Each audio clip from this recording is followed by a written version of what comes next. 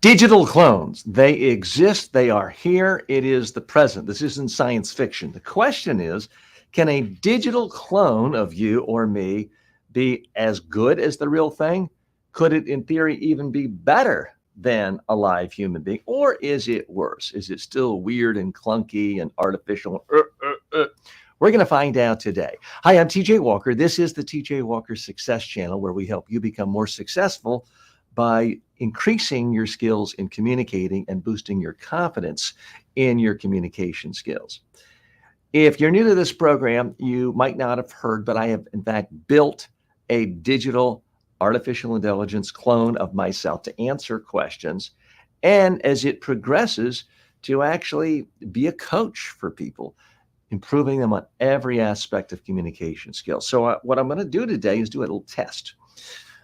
I'm going to ask myself a question, give an answer, and you can weigh in whether you like the answer or not. But then I'm going to ask the very same question of my digital clone, and we're going to judge and see what we think of the substance, the style, the voice quality. Now, I'm still kind of hoping I win this battle because let's face it, I have an ego, and all of us human beings like to think we're unique and we're indispensable and we're not just bits of data, but we'll find out. I could be wrong. So the first question today that I'm going to ask the real TJ, I'm not an avatar and I'm not a clone, I'm the real thing. First question I'm going to ask today is, TJ, what is the best way to reduce my nervousness before giving a speech or presentation? The best way to reduce your nerves is to know you actually have something interesting to say. What makes you nervous quite often is fear of boring people to death. It makes sense to actually be nervous. So the solution is not meditation or visualizing the audience in the underwear, all these silly things you've heard. It's to have something interesting to say and then to rehearse that presentation on video, not once, not twice. The magic number is to do it until you can look at the video and say, wow, that guy, that woman is incredibly interesting. If I can be half as interesting as that person, I'm going to be the best speaker here today.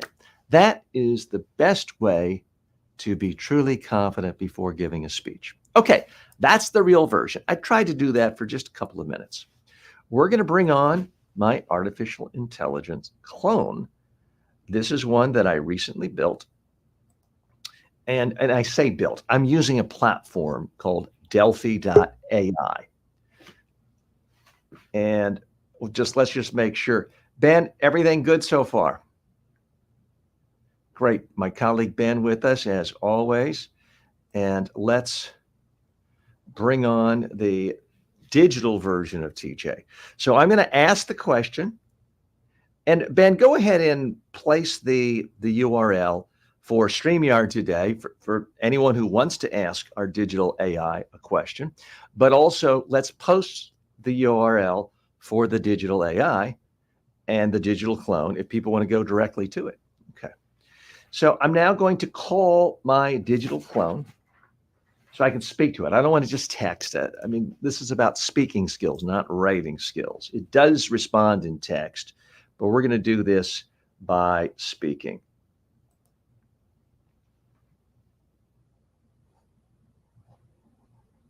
Hi, I'm TJ's clone. How may I help you? Hi, TJ. What is the best way to overcome nervousness? I'm nervous before giving a speech or presentation. Give me your top 10 tips or so on how to be more confident before giving a speech.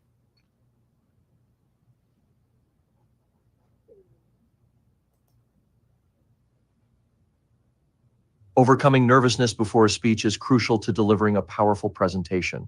Here are my top tips to boost your confidence.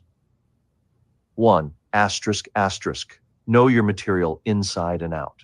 The better you know what you're talking about, the less nervous you'll be. 2. Asterisk, asterisk. This is the most effective way to prepare. Record yourself, watch it back, and critique your performance. Keep practicing until you love what you see. 3. Asterisk, asterisk. Imagine yourself giving a successful speech. Visualize the audience reacting positively to your presentation. 4. Asterisk, asterisk. Before you go on stage, take several deep breaths. This helps reduce tension and ease nervousness. 5. Asterisk, asterisk. Focus on the message, not on yourself. Asterisk, asterisk. Think about delivering value to your audience rather than how you're personally coming across. 6. Asterisk, asterisk. Make eye contact and engage with your audience. This can make a big room feel like a conversation with friends. 7. Asterisk, asterisk. Remind yourself that you are capable and confident. Positive self-talk can boost your confidence immensely. 8. Asterisk, asterisk. A strong start can set the tone for the rest of your presentation and build your confidence. 9. Asterisk, asterisk. Even seasoned speakers get nervous. It's a natural reaction and can be channeled into positive energy. 10. Asterisk, asterisk. After your speech, ask for feedback. This will help you improve and build confidence over time. Remember, the key to overcoming nervousness is preparation and practice. How about you try recording your next speech on video? Watch it, see what you like, just what you don't, and keep practicing until you feel confident. What do you think about trying this method for your next presentation? So, wow, I have asked my clone about 2,000 questions have gone through. I've asked over 100. That was by far the worst. I don't know what was going on there. That was truly bizarre. Asterisk, asterisk. So I've heard hundreds of answers, and a couple of thousand answers have come through this clone. That was far and away the worst. I don't know what happened with starting each one with asterisk. That was a little bit bizarre. So I think on that one, we have to give that to the humans, because I don't think most people would want to listen to that. That sounded like a robot. I mean, it's not that the voice quality was that bad, although something even happened with the volume there. I don't know if that was just me. I'm going to boost the volume a little on my end. I don't know what happened there. Let's give it a try. So far, I would say that's 1 for the real TJ and -1 for the clone. Now, what I do find interesting about this clone, and presumably any clone, is it is able to quickly number. If you say, I want 10 answers, it gives you 10. If someone said that to me, I wouldn't be able to do that on the fly. I would have to take a half an hour, brainstorm, rewrite, organize, number it. Maybe I would have 8 at first. Maybe I'd go to 12. So it is able to do that instantly. In that regard, it is superior. But wow, I don't know what the deal is with that asterisk. So let's test again. If you're just joining me, hi, I'm TJ Walker. This is the TJ Walker Success Channel. We're all about helping you communicate more effectively and how to be more successful in life by communicating effectively and confidently, and how to use technology to communicate effectively. So if we were doing this show 40 years ago, it would be all about this newfangled technology of PowerPoint. Well, today it is the power of artificial intelligence, digital cloning, so that someone can talk to you when you're asleep or you're busy doing other things and hear your voice, and soon see your face talking to them directly. So let's do another try. Let's ask another question. If you have a question you want me to pose to the digital clone, let me know. You can type it right in the chat box on whatever platform you're on, or you can join me right here on screen too and ask digital TJ, the TJ clone, your question. My next question is, TJ, what is the best way of starting a presentation? And now I'm going to answer as me, and then I'll pose the very same question to the digital clone. And again, we'll see who's better. Now, of course, I'm not completely partial. Nobody is. But I'm going to do my best to give you an impartial analysis. And for some reason, we just went blurry. Occasionally, I have to go to another camera. So we're going to try to give an impartial analysis of which is better. The human, the artificial intelligence, neither, both. And we'll do that question by question. So the next question is, TJ, what is the best way to start a presentation? The best way to start a presentation is to actually say something interesting for the audience. Now, that may sound obvious, but stop and think for a minute. How many times Have you heard someone start a speech with, "Good morning, I'm happy to be here today. My name is blah, blah, blah. My company is blah, blah, blah. We are based in the following locations. Before I start today, blah, blah, blah." And it's boring, boring, boring. And the one thing that it has in common is it's all about me, the speaker, not about you, the audience. The best way to start a speech is to say something interesting to the audience about them. Doesn't have to be funny, doesn't have to be a joke, doesn't have to be wildly provocative. Just say something that's interesting to them, not about you. Make them want to learn about you and hear more from you. That is the most effective way to start a presentation. Okay, so that's my answer to that question. We're going to pose the same question to my clone. And for those of you just joining us, my clone has been fed in every book I've ever written, every video I've ever made on YouTube, most of the videos from all my online courses. So it's pulling from these sources, synthesizing, and spitting it back out instantly. So that's what we're doing here today, and we're going to test it and see how it does. So let me ask the artificial intelligence clone what it thinks about this particular issue. So we're going to call it again.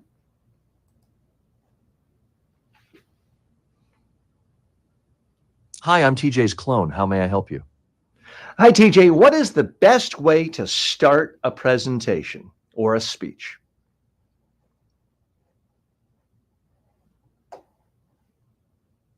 The best way to start a presentation or speech is to immediately provide value to your audience. Begin with a quick win, a fascinating fact, a compelling story, or a provocative question, something that makes the audience think, "This is interesting. I want to hear more." This approach grabs attention and sets the tone for the rest of your talk, making it clear that you're there to engage and provide value, not just talk about yourself. Now, think about the next presentation or speech you have to give. What's one interesting opening you could use that directly relates to your audience's interests or needs? Try crafting this opening and practice delivering it on video. I'd love to hear how it goes. Hey, TJ, that wasn't bad, but can you go into greater depth? And don't ask me to do an exercise this time. Just go into as much depth as you can with your time allotted, giving me advanced tips on how to start a presentation.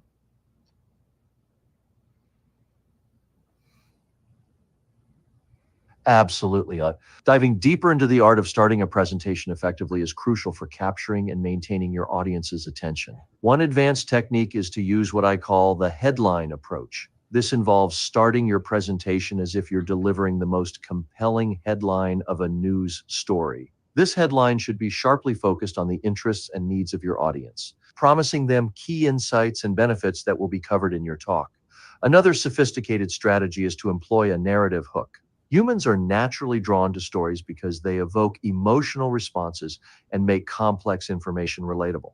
Begin your presentation with a brief, intriguing story that directly ties into the main theme of your presentation.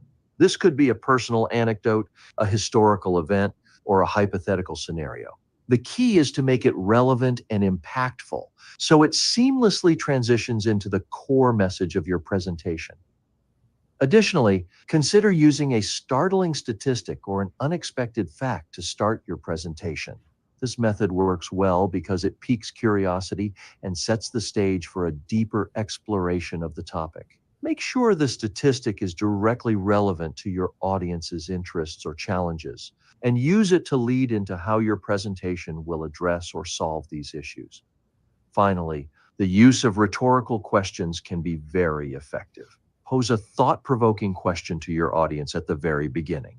This engages them immediately, prompting them to think about the answer and anticipate how you might address this question throughout your presentation. Each of these techniques can set a dynamic tone for your presentation, ensuring that your audience is engaged from the start. What type of presentations do you usually give? And which of these techniques do you think We'll could come back enhance to your next that in a presentation? moment, digital TJ. Okay, so wow. So here's how I rate that. I actually liked my answer. Understood. Whenever you're ready to Well, dive back into enhancing your presentation, we're gonna sign off for a minute. So if you're just joining us, I am talking to my digital clone. I'm TJ Walker, and what you just heard was not me. It was a digital clone. Those were synthesized sounds to sound like me and to give answers as I would. We're trying to do a test and figure out, is AI a clone a lot worse than a human being? Is it the same? Is it potentially better? Now, if I'm rating that question, I liked my answer better than the clone's first answer. I didn't think there was anything bad about the clone's first answer. It was just a little short. It was a little brief. But if I'm being fair, if I'm being honest, when I did an additional prompt and asked for more advanced tips, I actually liked the clone's answer better than mine. I thought it covered more areas, gave more examples, was deeper. I heard something in there that I didn't remember.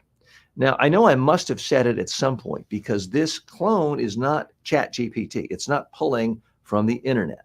It's not pulling from Brian Tracy or Dale Carnegie's books on public speaking.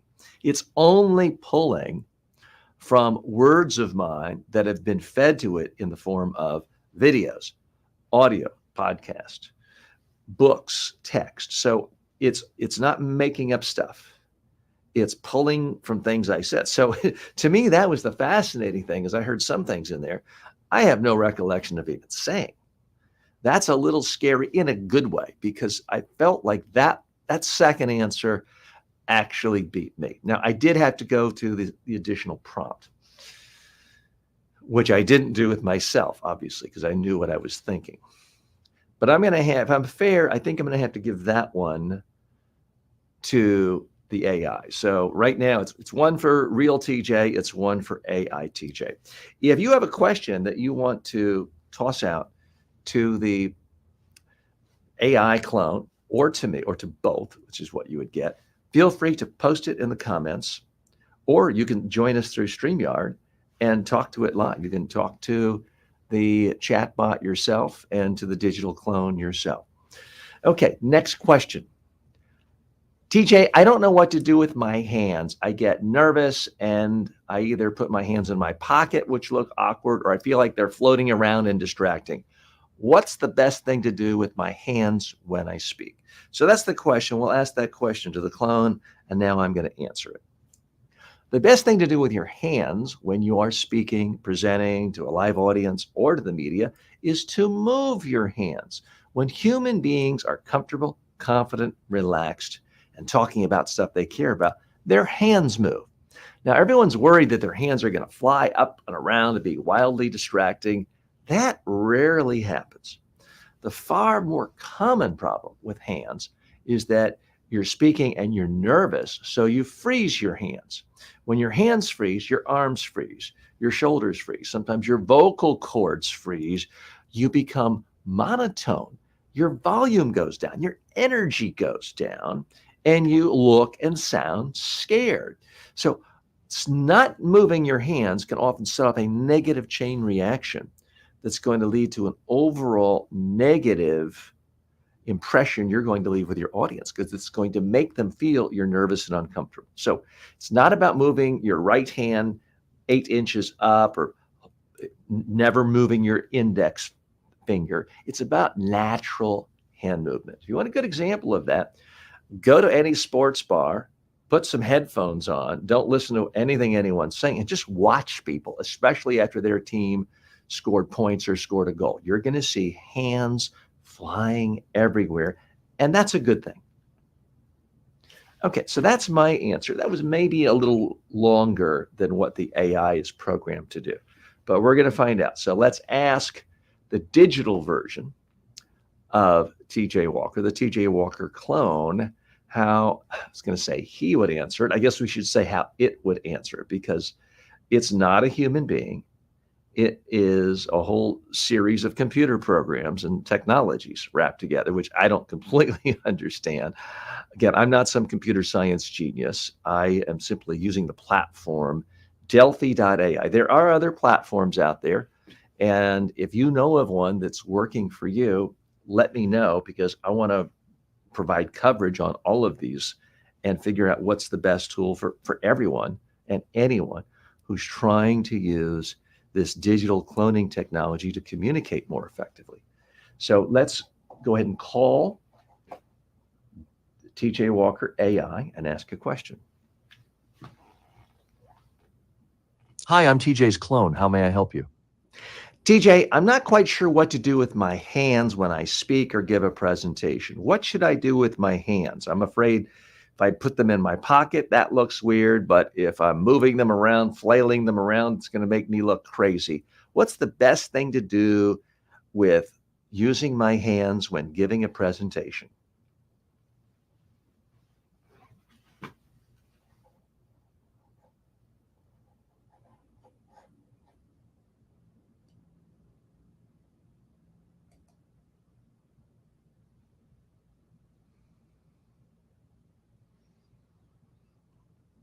PJ,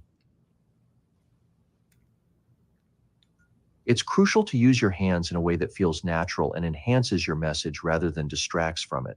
The key is not to overthink it. When you speak naturally in everyday conversations, you use your hands without even thinking about it to help articulate your thoughts. That's exactly how you should do it when you're presenting. Avoid extremes like keeping your hands glued to your sides or constantly moving them without purpose. Instead, let them move freely as they would in a normal conversation. This will make you appear more relaxed and confident, which is exactly the impression you want to give your audience. Now, why don't you try this simple exercise? Record yourself talking Hey, about your TJ, before favorite we get hobby to the or a exercises, can you go into more depth on hand movement, do's and don'ts? I want as much depth and as many advanced tips as possible on how to use my hands effectively when giving a presentation.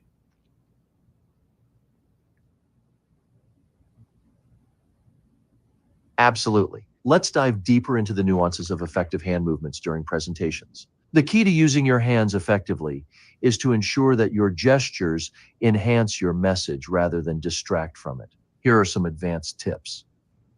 First, think about the size of your gestures. If you're in a large room, slightly larger gestures can be effective. However, in a more intimate setting, keep your gestures smaller and more contained to avoid overwhelming your audience. Second, synchronize your gestures with your words. For instance, if you're discussing growth or progress, a simple upward movement can reinforce your message. This alignment of gesture and speech helps to underscore your points and makes your communication more dynamic and engaging. Third, be aware of your gesture zones. The space right in front of your stomach is generally a safe zone for neutral gestures. Gestures made in this zone are seen as genuine and can help in maintaining a connection with your audience. Avoid overusing gestures that go far beyond this zone, as they might come across as aggressive or overly animated. Fourth, use your hands to show numbers or lists. When you enumerate points, showing the count on your fingers can help the audience keep track of your points and emphasizes clarity. Finally, practice relaxation. Tense hands and arms can make you appear nervous or unsure. Before your presentation, take a moment to shake out your hands and arms to release tension. This will help you to move more naturally. Remember, the most effective hand movements are the ones that feel natural to you and support what you're saying. Now, why not record a short presentation on a topic you're passionate about? Observe your hand movements and see how they. Okay, so my AI is programmed to end by asking the user, in this case me, to do something. So it's programmed for that, which I wanted it to do that, obviously, because I'm the one who programmed it. Okay, so that one was a little bit weird in that the pause at the beginning was unnaturally long. I can't fault the content of the AI for that. I think we're still in this process of the technology's got to catch up with the bandwidth and the routers and everything else. And forgive me, I'm not a technology expert. So it wasn't pleasant waiting that long. But if I'm fair, again, I think my answer was better than the first answer that the AI gave. But with one prompt, with one additional prompt, I felt like it gave some nuance that I didn't give. And again, certain things that I'd forgotten about, such as if you're in a larger room, if you're speaking at a conference, a convention, and you're in front of 5,000 people, bigger gestures do seem to work well. If you're sitting across from someone talking, it's a one-on-one presentation, this may seem a little too much. So I'd actually forgotten that. So if I'm fair, I'm going to have to say the AI did a better job. Now, there were a couple of, on that part, there were a couple of things where I didn't love the answer, the substance of the answer, because it said that careful about being overly expressive, something to that effect. In my experience, that's rarely a problem. The far bigger problem, 99.99% of the time, is people bring their hand motions down. They tighten up. They want to hold something, or they're holding a clicker, or a lectern, or papers, and they're really minimizing their hand gestures. So there was technically, the AI was correct. It is possible to be wildly distracting, but my general advice is don't worry about that. Worry about not moving your hands enough. So here's where I need your help. If you're watching this, regardless of what platform you're on, and today we are broadcasting on Facebook, LinkedIn, YouTube, Twitter X, Instagram, a couple other Facebook pages. Wherever you're watching this, I would love to know your opinion of which one you thought was better, or did you think they were equal? I'm a little bit torn there, because on that one, I felt like my initial answer was better. But if I give the AI the benefit of the second prompt, they gave some substance that I thought was actually better than what I said. But let's get some other opinions. We have Zoraz joining us. Zoraz, if you want to, well, he popped up.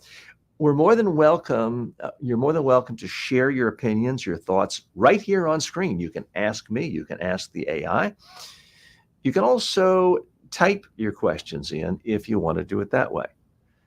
One of the interesting things about this AI is you can type any question and it spits out instantly really coherent paragraphs. If you're looking for text answers, in my mind, there's absolutely no doubt that the cloning technology is really here.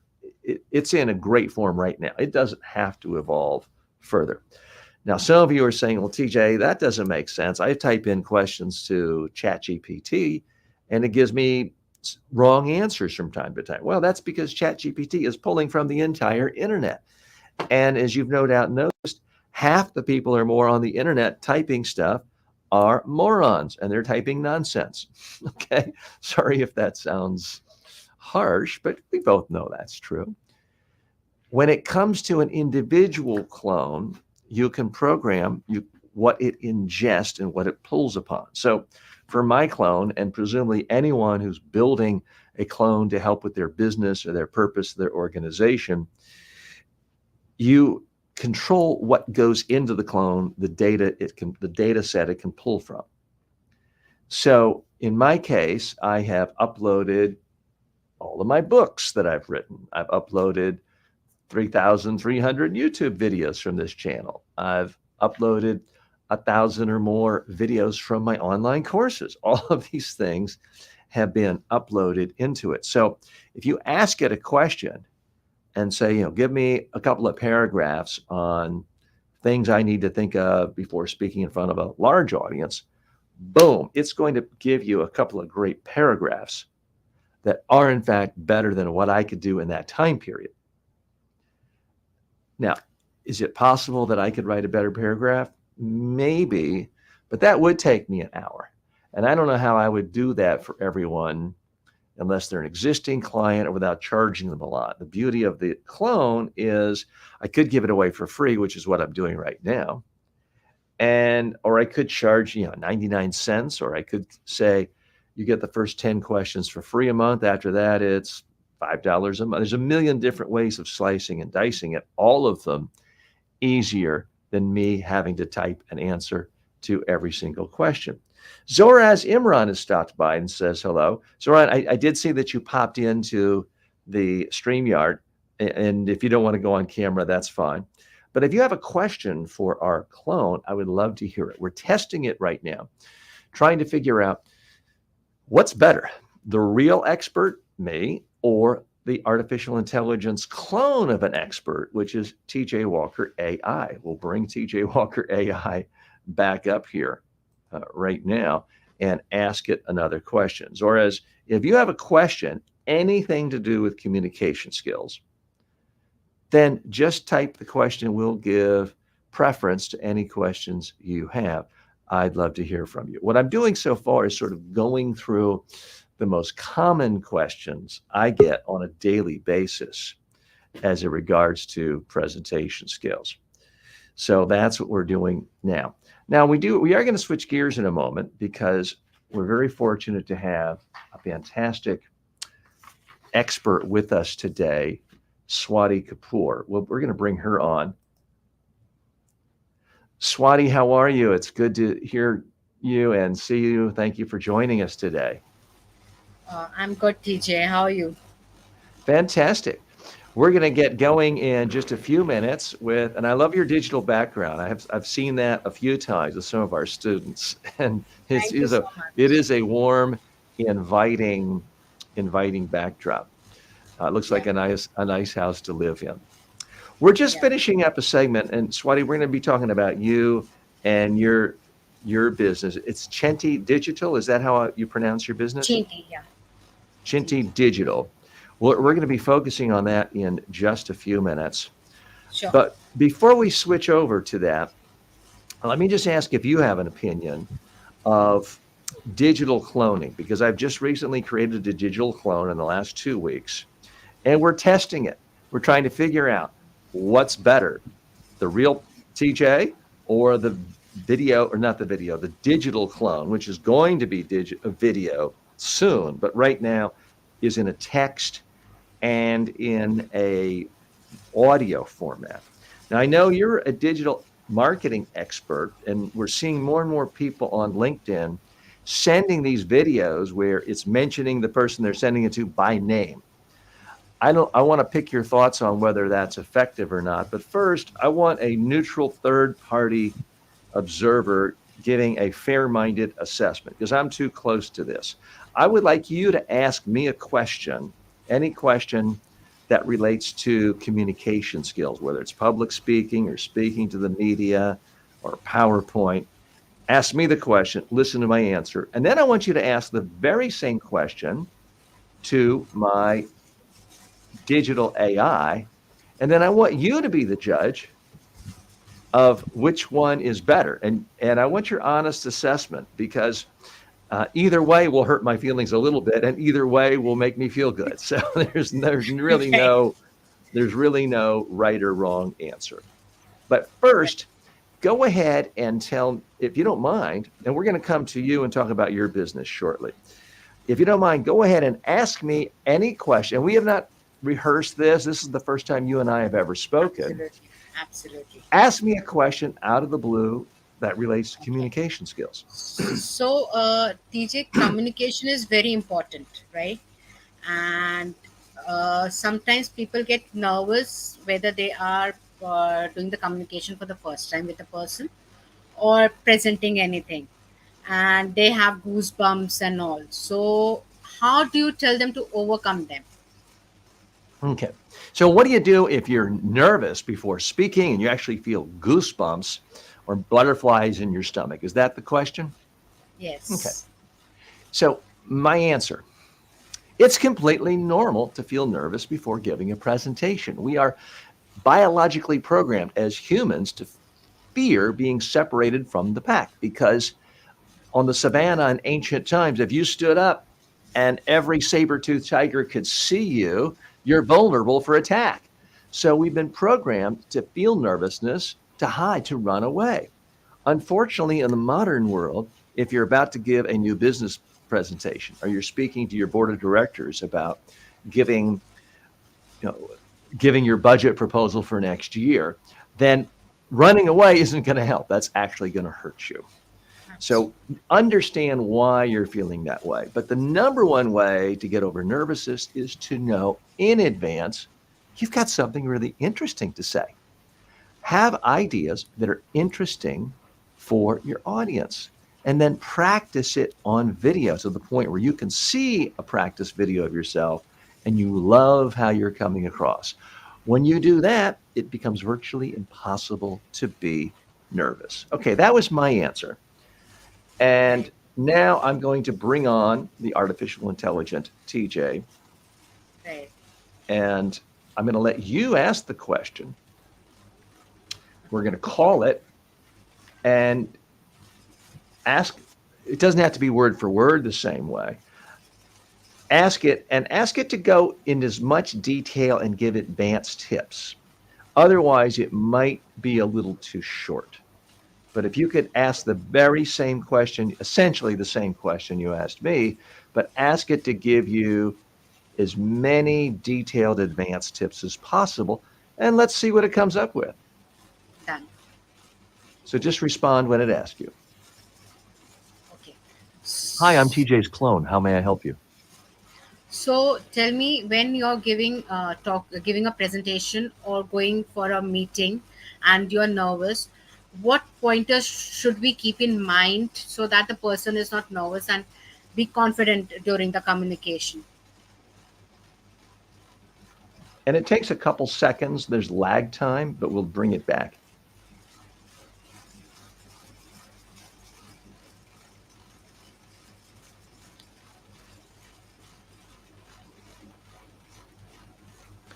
You know what? I think I was too cute by hitting mute. I think I accidentally messed it up. So we're going to call back. If you could ask the same question again.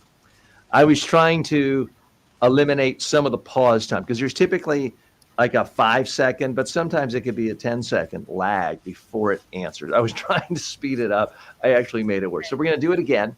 You'll hear the Sure. same introduction. If you could just ask the same question and again, ask for as many advanced tips and to speak as long as possible because it can't go for more than about 2.5 minutes anyway.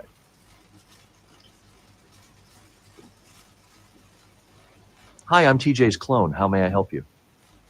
Hi, if you're presenting to a board, what and you're nervous before the meeting, what are the advanced tips you prefer? Tell me that the person should not be nervous.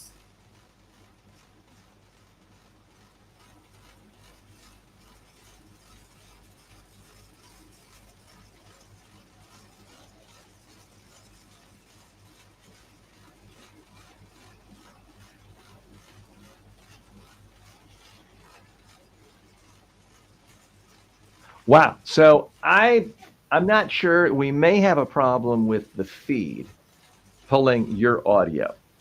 So what I'm going to do is I'm going to ask your question, and we can't hold that against the Hi, AI. I'm TJ's clone. How may I help you? TJ, what advanced tips do you have for someone who is about to give a presentation? They feel goosebumps, they feel nervous, they're just not comfortable. Tell me everything you know about helping someone be more comfortable and less nervous before giving a speech, and give as many advanced tips as possible.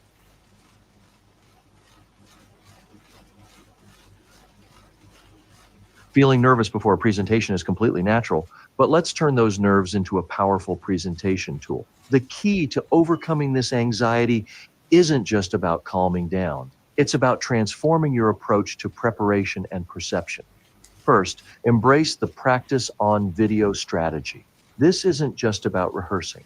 It's about seeing yourself as your audience will. Record your presentation, watch it, and critique it.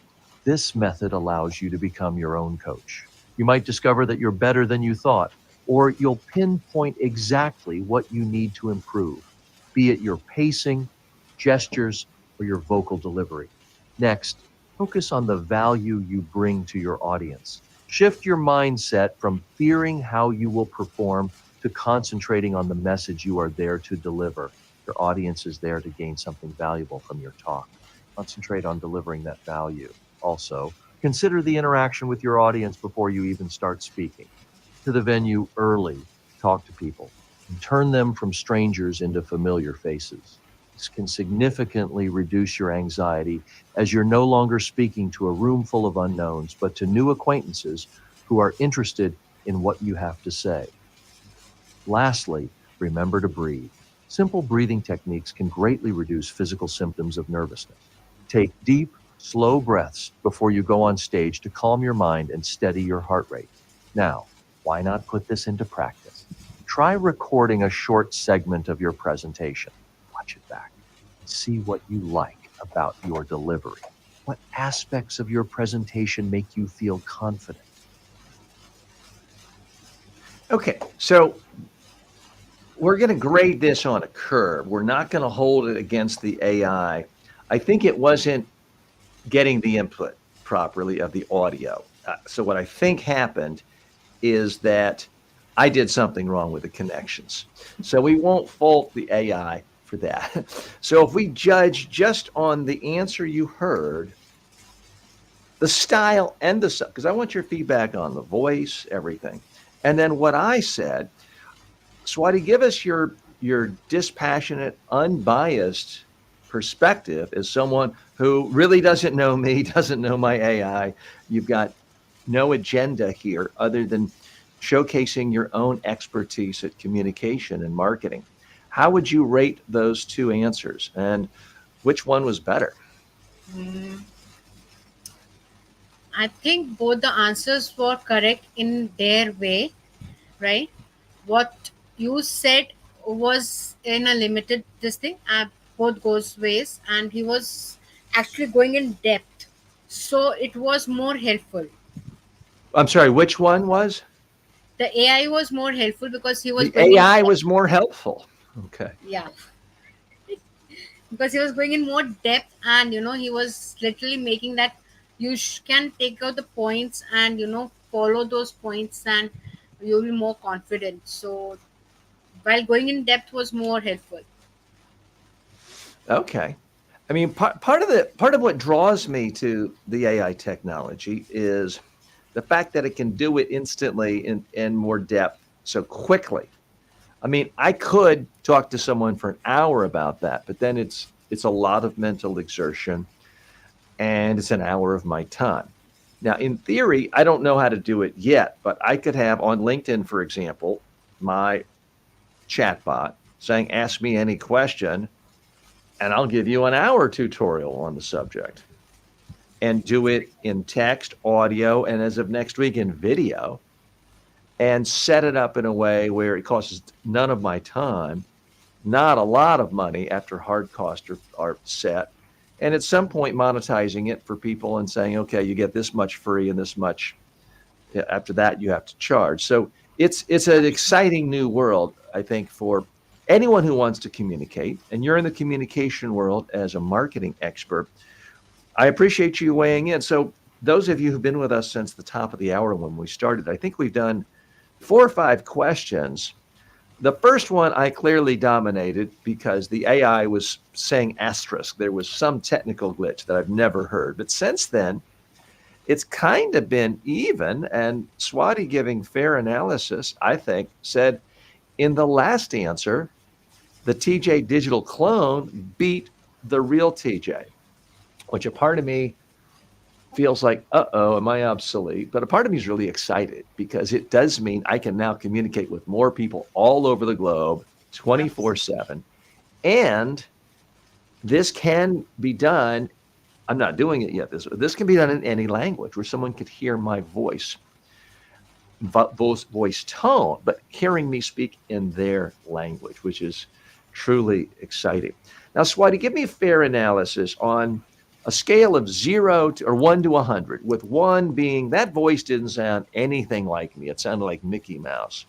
100 being absolutely no difference between you hearing me now. Where would you rate, what percentage would you give the voice that you heard? Because I've been tweaking the voice a lot in the last week or so.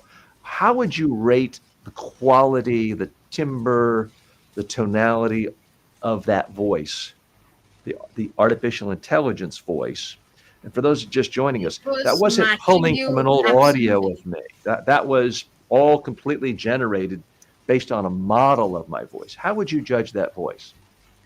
That voice was absolutely like yours voice. It was like if you're speaking. Okay. Yeah, S- So you're saying like 95% or really 100%? I would say 95%. It was totally Okay. you. Yeah, I'm feeling pretty good about the voice. There's certain nuances that are lost, and there's certain things I've tried to program it to not say things like lastly, because I never say that in real life. That sounds like it's written. But overall, I am pleased with the tone of the voice. And Madhav says hello. Zorez is coming back shortly. And I appreciate everyone else joining us today. We're going to be talking to Swati Kapoor in more detail in just a few minutes. We're going to take a quick 2-minute break. We'll be right back here on YouTube, all the channels in the same place. Our StreamYard link will be different, but everything else will be the same. So if you have questions from a top digital marketer, this will be the time to do it. Get ready with your questions. Thanks so much. We'll see you in just 2 minutes.